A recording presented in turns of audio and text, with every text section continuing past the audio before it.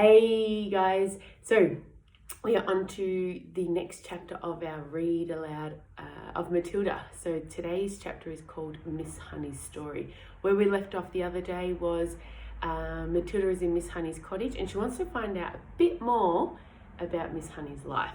Okay. We mustn't hurry this, Miss Honey said. So let's have another cup of tea and do eat the other slice of bread. You must be hungry. Matilda took the second slice and started eating it slowly. The margarine wasn't at all bad. She doubted whether she could have told the difference if she hadn't known. Miss Honey, do they pay you very badly at our school? Miss Honey looked up sharply. Not too badly, she said. I get about the same as the others. But it must still be very little if you are so dreadfully poor. Do all the teachers live like this, with no furniture and no kitchen stove and no bathroom? No, they don't, Miss Honey said. I just happen to be the exception. I expect you just happen to like living in a very simple way, Matilda said, probing a little further. It must make house cleaning an awful lot easier, and you don't have furniture to polish or any of those silly little ornaments lying around that have to be dusted every day. And I suppose if you don't have a fridge, you don't have to go out and buy all sorts of junky things like eggs and mayonnaise and ice cream to fill it up with. It must save a terrific lot of shopping.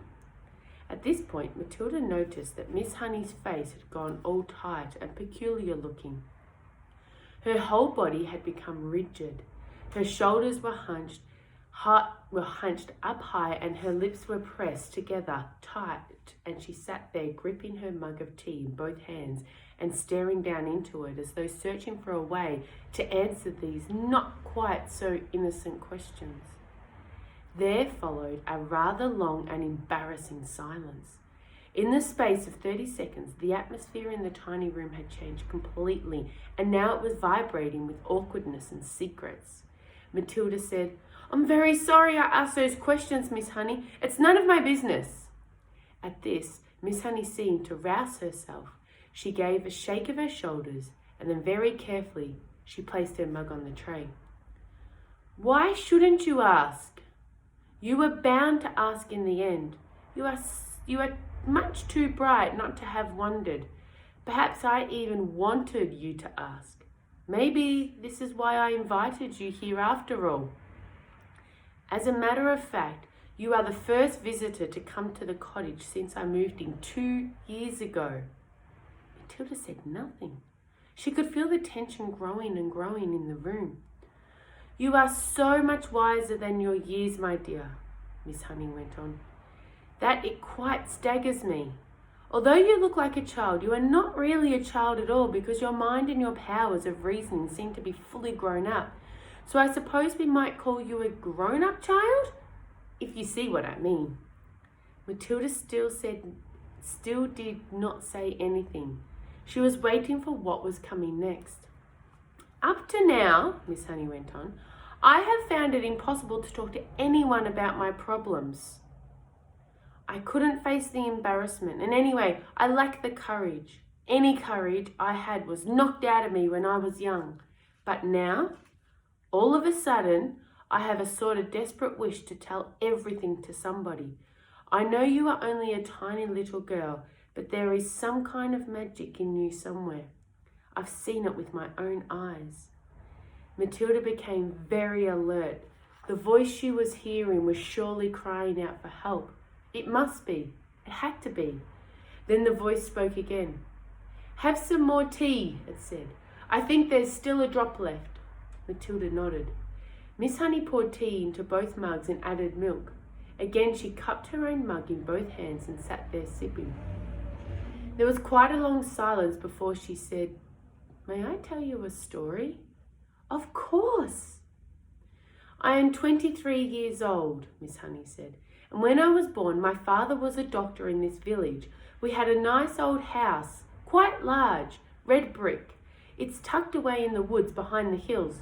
I don't think you'd know it. Matilda kept silent. I was born there, and then came my first tragedy. My mother died when I was 2. My father, a busy doctor, had to have someone to run the house and to look after me. So he invited my mother's unmarried sister, my aunt, to come and live with us. She agreed and she came. Matilda was listening intently. How old was the aunt when she moved in? Not very old, Miss Honey said.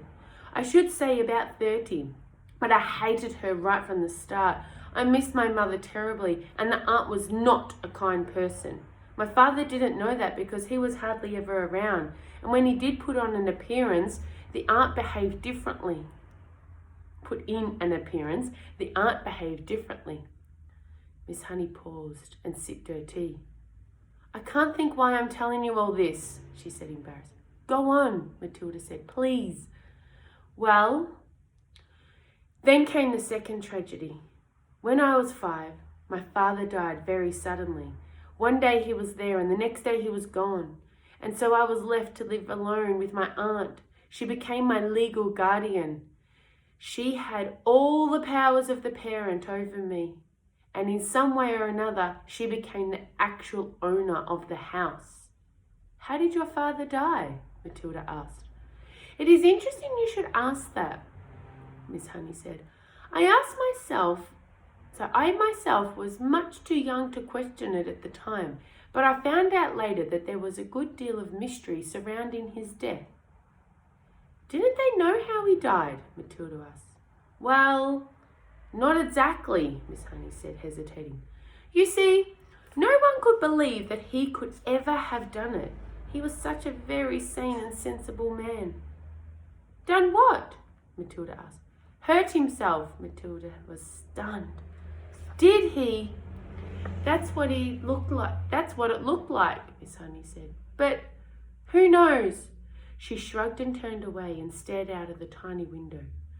I know what you're thinking, Matilda said. You're thinking that the aunt killed him and made it look as though he'd done it himself. I'm not thinking anything, Miss Honey said. One must never think things like that without proof. The little room became quiet. Matilda noticed that the hands clasping the mug were trembling slightly. What happened after that? What happened when you were left alone with the aunt? Wasn't she nice to you? Nice? She was a demon. As soon as my father was out of the way, she became a holy terror. My life was a nightmare. What did she do to you? Oh, I don't want to talk about it. It's too horrible. But in the end, I became so frightened of her, I used to start shaking when she came into the room. You must understand, I was never a strong character like you. I was always shy and retiring. Didn't you have any other relations? Any uncles or aunts or grannies who could come and see you? None. Not that I knew of anyway. They were all either dead or they'd gone to Australia, and that's still the way it is now, I'm afraid. So you grew up in that house alone with your aunt, Matilda said. But you must have gone to school. Of course, Miss Honey said. I went to the same school you're going to now, but I lived at home. Miss Honey paused and stared down into her empty tea mug. I think what I'm trying to explain to you, she said, is that over the years I became so completely cowed and dominated by this monster of an aunt that she gave me an order. No matter what it was, I obeyed it instantly. That can happen, you know. And by the time I was 10, I had become her slave. I did all the housework. I made her bed. I washed and ironed her for her. I did all the cooking. I learned how to do everything. But surely you could have complained to somebody, Matilda said. To whom? Miss Honey said. And anyway, I was far too terrified to complain. I told you I was her slave. Did she hurt you? Let's not go into the details, Miss Honey said. How simply awful, Matilda said. Did you cry nearly all the time? Only when I was alone, Miss Honey said. I wasn't allowed to cry in front of her, but I lived in fear. What happened when you left school? Matilda asked. I was a bright pupil, Miss Honey said. I could easily have got into university, But there was no question of that. Why not, Miss Honey? Because I was needed at home to do the work. Then how did you become a teacher? Matilda asked. There is a teacher's training college in Reading, Miss Honey said. That's only 40 minutes bus ride away from here. I was allowed to go there on condition I came straight home again every afternoon to do the washing and ironing and to clean the house and cook the supper. How old were you then? Matilda asked. When I went to teacher's training, I was 18, Miss Honey said. You could have just packed up and walked away. Not until I got a job, Miss Honey said. And don't forget, I was by then dominated by my aunt to such an extent that I wouldn't have dared. You can't imagine what it's like to be completely controlled like that by a very strong personality. It turns you to jelly. So that's it. That's the sad story of my life. Now, I've talked enough. Please don't stop, Matilda said. You haven't finished yet. How did you manage to get away from her in the end and come and live in this funny little house? That was something, Miss Honey said. I was proud of that. Tell me, Matilda said.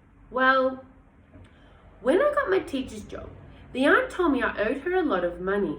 I asked her why, and she said, because I've been feeding you for all these years and buying your clothes and buying your shoes and your clothes. She told me it added up to thousands, and I had to pay her back by giving her my salary for the next 10 years. I'll give her £1 a week pocket money, she said. But that's all you're going to get. She even arranged with the school authorities to have my salary paid directly into her own bank. She made me sign the paper. You shouldn't have done that. Your salary was your chance of freedom. I know. But by then I had been her slave nearly all my life, and I hadn't the courage or the guts to say no. I was still petrified of her. She could still hurt me badly. So, how did you manage to escape? Matilda asked. Miss Honey said, smiling for the first time. That was 2 years ago. It was my greatest triumph. Please tell me, Matilda said. I used to get up very early to go for walks while my aunt was still asleep, Miss Honey said. And one day I came across this tiny cottage. It was empty. I found out who owned it. It was a farmer. I went to see him. Farmers also get up very early. He was milking his cows. I asked him if I could rent his cottage. You can't live there, he cried. It's got no conveniences, no running water, no nothing. I want to live there, I said. I'm a romantic. I've fallen in love with it. Please rent it to me. You're mad. But if you insist, you're welcome to it. The rent will be 10 pence a week.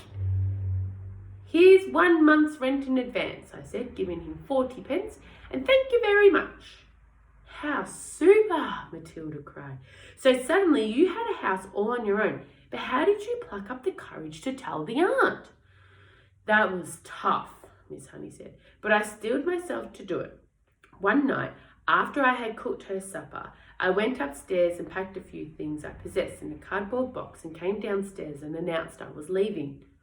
I've rented a house, I said. My aunt exploded. Rented a house, she shouted. How can you rent a house when you only have £1 a week in the world? I've done it, I said. And how are you going to buy food for yourself? I'll manage, I mumbled and rushed out the front door. Well done, you, Matilda cried. So are you free at last? I was free at last, Miss Honey said. I can't tell you how wonderful it was. But if you really managed to live here on £1 a week for 2 years, I most certainly have, Miss Honey said. I paid 10 pence rent, and the rest just about buys me paraffin for my stove and for my lamp, and a little milk and tea and bread and margarine. That's all I need, really. As I told you, I have a jolly good tuck-in at the school lunch. Matilda stared at her. What a marvellously brave thing Miss Honey had done. Suddenly, she was a heroine in Matilda's eyes. Isn't it awfully cold in the winter? She asked. I've got my little paraffin stove, Miss Honey said. You'd be surprised how snug I can make it in here. Do you have a bed, Miss Honey? Well, not exactly, Miss Honey said, smiling again. But they say it's very healthy to sleep on a hard surface.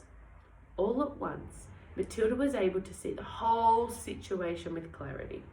Miss Honey needed help. There was no way she could go on existing like this indefinitely.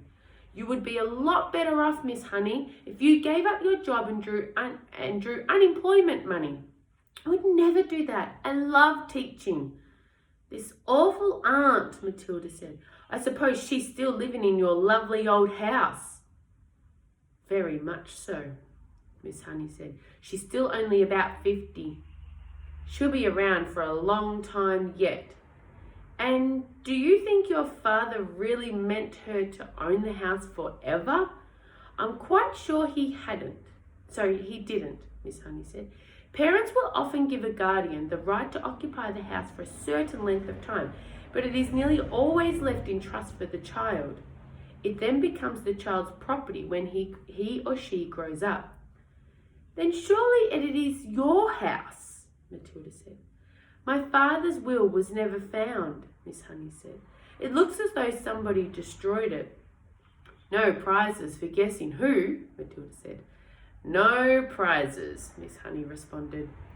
But if there is no will, Miss Honey, then surely the house goes automatically to you. You are the next of kin. I know I am, Miss Honey said, but my aunt produced a piece of paper supposedly written by my father saying that he leaves the house to his sister-in-law in return for her kindness in looking after me. I'm certain it's forgery, but no one can prove it. Couldn't you try? Matilda said. Couldn't you hire a good lawyer and make a fight of it? I don't have the money to do that, Miss Honey said. And you must remember that this aunt of mine is a much respected figure in the community. She has a lot of influence. Who is she? Matilda asked. Miss Honey hesitated a moment. Then she said softly, Miss Trunchbull. Dun, dun, dun. Wow, what a story of Miss Honey, my goodness. So, more information for Matilda. That little brain of hers will be ticking along thinking, what is going on? The next chapter is called The Names, which we will get to in the next couple of days. Thanks, guys.